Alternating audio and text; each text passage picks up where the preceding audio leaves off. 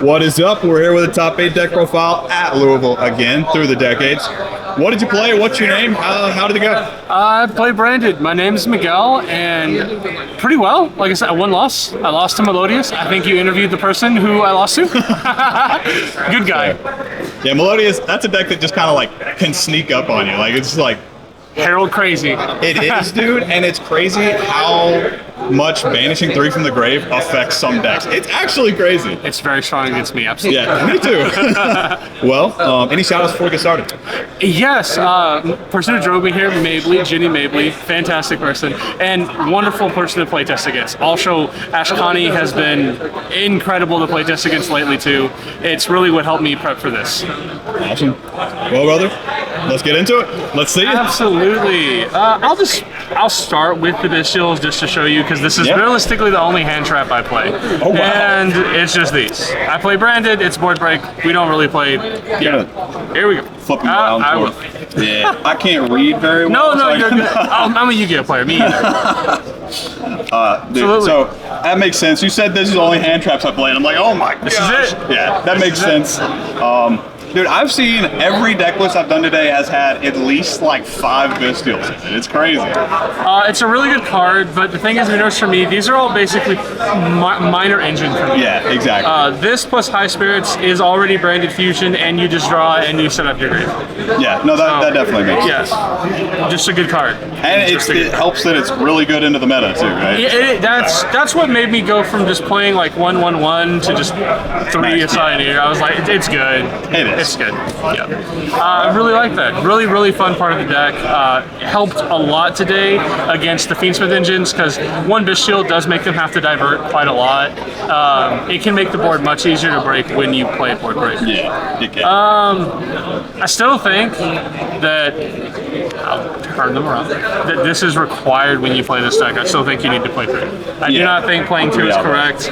I think it's really easy when you're trying to make plays to just cycle through 2 of them instantly, and you want to have 1 in deck for fusion or anything else always. So I do think it's mandatory to play 3. I know some people are on 2 of this for a while, just because the worst thing in this deck is when you draw all orange cards, to be honest. Yeah. Now that you only have 1 fusion, right? It's like, yeah, but this card is just so good, and there's just so many good cards that get you. Like, I think it's you need to have 3. I'm pretty sure you do. This is just Upstart and Foolish. Yeah, that card's insane. Yeah, I don't think there's a reason not to run 3, because I think it's hard to brick on this card, because even if you draw 2, usually you have a way to get the other one in the graveyard to become Fallen of Albaz, or that's branded in white material. It's branded in red material. I like playing 2 of each of these for this so far. I'll see that. The reason I think you should play 2 with this is simply because especially if you want to actually just never care about nib when you play this deck. If you get nibbed and you have Gringwignall, you can simply banish Gringwignall and play the second copy of this. And as soon as any other card comes out of the extra, if you had a Mirror Jade or something, it just revives it. So it makes nib just not really matter. 2 of this is just to keep them always in rotation. Yeah, honestly, makes sense. This was probably the one like 50-50, because you can brick on this, but in 60 cards, I think the odds of drawing 2 of this is like just low enough to warrant warning 2 of them is like fine. Yeah. They're good discard material. They work with High Spirits. I am on a lore, so it does work with the lore as well. That's nice. I bet banishing that off lore feels great. Oh, you just plus so hard. I bet it feels fantastic. It does, and that's engine. But I mean, I think this card honestly probably could be taken out. I like it a lot. It's been really fun, but this is something I actually cited out a lot today. The Sheeran? Yeah, I do think it's good. I think depending on your hand, it can be really nice, but it adds some RNG to your hands that you just don't exactly have to have. Yeah. But it's not bad. Like, it's okay. Especially in 60, it's just kind of like a win more thing. It's like if you hit it, it's like the biggest thing I like this card for, honestly, is if you actually manage to get grass off and you hit this and you're unlucky and both Quims are in the graveyard, it can put 1 back. You can make purchase. That, yeah, I got grass today, and then Mill Sheeran and Fusion with it. I'm like, that's cool. It works. That's It's an extra body for nothing. Yeah. I mean, obviously I hate it, but this is MVP of the deck. Gotta do it.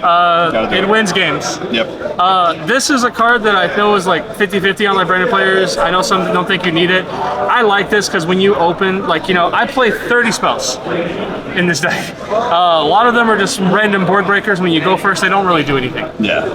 If you play, go into the Lubellian line, when you discard summons herself, and then you can discard another spell or trap, and then she suddenly just becomes a free Quim or a free Cartesia, which can bridge you into getting Puppet even when you don't open very well. That's cool. That is actually the whole reason. I reason. haven't seen that in the branded deck. I haven't been looking that hard, but like, that's cool. Is why. It is genuinely really cool. Just to fix those, like, you open like Dark Ruler, Eclipse, Branded Sword, stuff like that, and it's like, man, I don't want any of these in my hand. Well, she gets rid of them, and she lets you get cards you actually want on the field. That's really cool. This card helps you get that weird puppet lock angle. It helps you get that board that actually doesn't crumble to like one card. I mean, you could probably play two of this with the lore, but like, I just don't want to draw it. And I think this card, if you have to pick two of one, this one is better than this one. That's how you're probably right. It searches more important cards. I think this is mandatory, not just because Fusion is at 1, but because it means that if High Spirits is live, High Spirits is always branded Fusion no matter what. Because you can at least normal this. Yeah. And the more important part of my deck, the cards that actually make the deck work. The spells. Yeah, spells.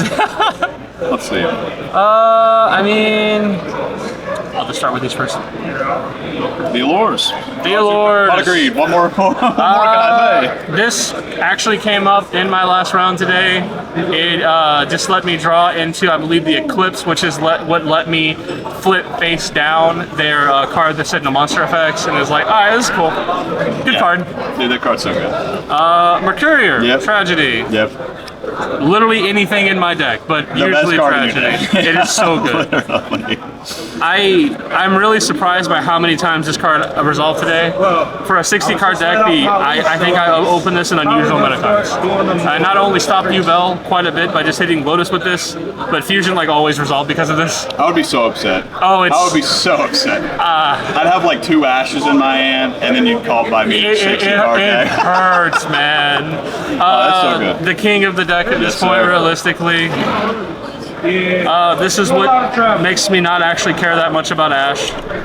You just get to set duplication if they fusion. It doesn't really matter anymore. The combo of having this and this together, which is weird, in 60, I did open these two together. Just won games today. It just won games. This guy, someone cross-outed me on this today, though. I don't think I'd ever been cross-outed on this card before. I don't blame him. It's a good card to cross out. It's a very good card to cross out. Dark Roller, Board Breaker. Yep. And this is my favorite board breaker to play in the deck. I don't think every deck can actually play this board breaker, but good. The fact that I think this deck actually loses harder to cards like Valor and Imperm, this just makes me not have to care about them if I open it. It's also not bad if you go first. It also negates Fiendsmith Desiree, which is really cool. It does. It's a fantastic card. Like I said, Desiree has to respond to this. He doesn't have a choice. Well, Desiree. So if Desiree goes to negate one of your cards and you chain that, it flips it and the link falls off, so the negate falls off. Oh yes. So if I do that, then yes. It wipes their board and negates their negate. It's so cool. It does. Yeah. Yes. No. That definitely is. I think that actually happened one time today when I was trying to resolve like this. Yeah, it's so cool. Because sometimes I shotgun it just because why not? And I mean, yeah, I love seeing Eclipse. It's so cool. I think it's just a really good board breaker, especially in this deck. Opening because it's a starter. There's a reason this card was at 1 in the OCG. I think this is actually. At 1, this deck would feel a lot worse with this card. This is a really important card of the deck. The protection, the fact that it makes any card a starter. Because my dragon count is so high, I do play 3 of these. And ignore the common rarity one. I'll fix that later. I'll fix it later. Fair. I saw a lot of this today. Okay, the high spirits. I think every game I played against it. because this is like one of the most powerful cards in the deck. You send a dragon off this, and even if your opponent like ashes your fusion, you have like graveyard follow-up now. So like it's not nearly as bad. I've told people realistically, even though it hurts, sometimes ashing this is better because then they don't get graveyard follow-up. It's fair. Like it really depends, but this can be really, really sad to give them because it can be the only reason they actually play on your turn. No, it's definitely fair. And then just powerful cards. Yes, sir. Engine cards, Lost. This might arguably be the best card in the Brandon engine. Oh, I wouldn't since even you argue. just That can't card's like insane. just respond to anything. I know I've heard some people say they really don't like this card to play this deck. I have a friend who's not a big fan of it. This card came up just huge for me today. The fact it's a searchable, somewhat Miracle Fusion, and that I play 3 Albion the Shrouded, this honestly lets me fuse using just my graveyard a lot. So to me, this is a one card like Mirror Jade or whatever I want through a large portion of the grind game. If you're going first, a neat thing this card can do is you can also use this to make, well, a spicy tech I'll show you in a minute. Okay, let's see. It's from the extra deck, but it is still important to me. This guy, I am on this guy. I like this guy. I love this guy. Jeez. I love that him is so sick. I love him so much. This card can also make it. If you leave Bestial Lubellion on the field, and you have this, and you add back Albion the Shrouded, that is a level 8 and a level 8. That's sick. That makes it. That is so good. I miss it. It's cool. Good Enough card. said. Great Yeah. card. Love Card's this card. Literally the reason this deck exists. One of the best fusion spells in the game. Absolutely. And this is, to me, this is still an engine card because it gets me to engine like always. 100%. Yep. And then the traps. This might be the one thing you might not have seen as much. I'm on 2 of this. 200 fusion. I mean, you're playing 60 cards. Yeah, I'm You playing can afford 60 to. cards, and I mean, I know there's an argument that you can just like play more of some of the other spells. Like I know some people just like playing 2 red. I like playing 2 of this because it just gives me an extra copy of any branded spell that I want. I think it's just more important. No, I see that. Searches Mercurial back if you do a combo. I've been iffy on this, but this card also can make Light and Darkness Dragon Lord as well as just revive like Sanctifier Mood. It's a good card still. That card's so good. This card can go incredibly hard. And the matchup dependent, this card can be the best card in your deck. That's fair. You need it, you play first. It just double branded fusioning somebody and the game is usually over. Yeah, I could definitely see that. Yeah, no, that's been the more fun thing to do is when you don't get ashed, but they're like bestial you, and you're like, okay, you just said dupe, and you just branded fusion again. Dude. Well, hey, your main deck's cool. I really like it. It took me a while to actually settle on this build, but I'm super happy with it. I'm even more excited for the extra deck. Let's see. Like Let's I said, see. this is the spice. If I don't go interrupted, this has now become part of my normal envoy. So cool. So I know what you do after doing the normal puppet lock. With Sanctifier, you give yourself Cartesian. You already have Lubellion on field, and since you usually make Sanctifier under Lost, you add Shrouded to hand. As soon as main fate goes, you trigger Cartesia. She doesn't have a level limit requirement. You can use the Lubellion on field and the Albion in hand and just make this after puppet locking them. And it's like, what do you do? It's a triple Omni Negate and your puppet lock. Like You can't play under puppet. You obviously can't play I was gonna say, because like I know That's some so people like crazy. try to do board breakers after. This stops 3 of them. Dude, that's so crazy. That's so cool. And then it starts chain blocking your cards because it's mandatory. So if they like do that and they can't get rid of it, you can't ash anything anymore. That's so crazy. I really do like this card. One of. I mean, this card lets you all baz on their turn. It's just a good card. You pretty much just always send this card with High Spirits or with Mirror Jade's effects because getting Quim set up during the end phase or all baz if you have a weird board state is just good. This card can not only help you in games, but because it is an extra deck target for Grenguignol, you can use Grenguignol to proc the Quim on your field by specialing this with Grenguignol's effect. That's nice. I think this is really standard for branded players right now. I also think this is standard. All of these, like all the actual branded cards here, I think is just relatively standard among branded players. Yeah, I mean, makes sense. Even these realistically are too. I honestly believe. This is one I've really debated cutting, but the only like big reason I have for not doing it right now, Sharon can make this randomly. That's fair. And it's like it's a good inboard piece to have. Random negates pretty Yeah, good. and there's nothing else I wanted to add in so far, so it's still there. This card is kind of MVP against stuns when you have to go first. I could see that. just pop their stuff, pop like the synchros on or whatever. It just keeps kind of putting in work throughout the match. Yes. The side deck is honestly though where more of the interesting plans I have against stun is, because I don't know, I just hate stun in general.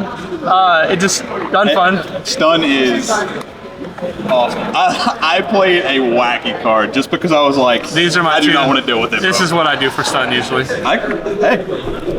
I like it. This with Lubellian, you get Warlord Furious, you're popping a couple cards a turn, you just start controlling the board. Stun actually needs cards, you get rid of card advantage, they just die. Yeah, literally. This card has actually helped me kill a YuGiOh player because I just like negate Nightmare Pain and just kill them like their YuGiOhs in battle, and it's kind of funny.